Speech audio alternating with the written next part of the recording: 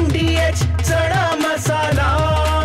आता छोले असो किंवा चवळी, पांढरे चणे असो किंवा काळे चणे, सगळं काही कमाल बने। MDH पासच्या बाबतीत सर्व पुजारी मंडळ आणि तुळजापूरच्या स्थानिक रहिवाशांची पुजाऱ्यांची अशी तक्रार होती की काही पास जे राखीव असतात, जे ट्रस्टनं राखीव ठेवलेले आहेत, त्या पासचा बाजार मानला जातो। त्या ठिकाणी कुणाला पास दिला जातो याची नोंद, जी पक्की नोंद होत नाही, सस्पेन्शनने लिहिलं जातं आणि तोच पास परत फिरून येतो।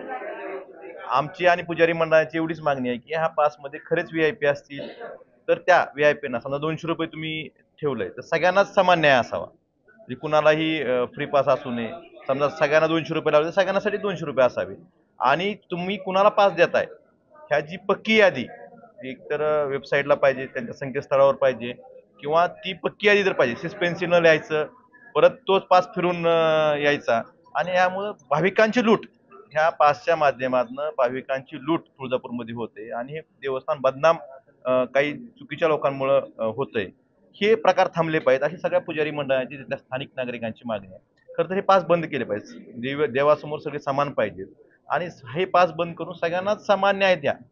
जे कुणी VIP कुणी साधा असं न ठेवता, जे साध्या माणसाला न्याय, 200 रुपयाचा पास, स्पेशल दर्शन पास साध्या माणसाला मिळत असेल, तो VIP ला 200 रुपये देणं कुठल्या VIP साठी खूप मोठी गोष्ट नाही।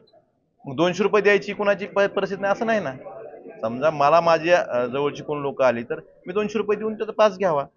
पण ह्याच्या माध्यमातून जर कोण तिथं पासचा बाजार मांडत असेल तर हा पास बाजार थांबला पाहिजे, ही मागणी तुळजापूर सगळी आमची। आज आम्ही जिल्हाधिकाऱ्यांनी तेच सांगितलं। वाह, काय आता मिळाली का चव? होय तर आता मिळाली खरी चव। MDH चंकी चाट मसाला, जीवनाला खऱ्या चवीचे रंग। असली मसाले सच MDH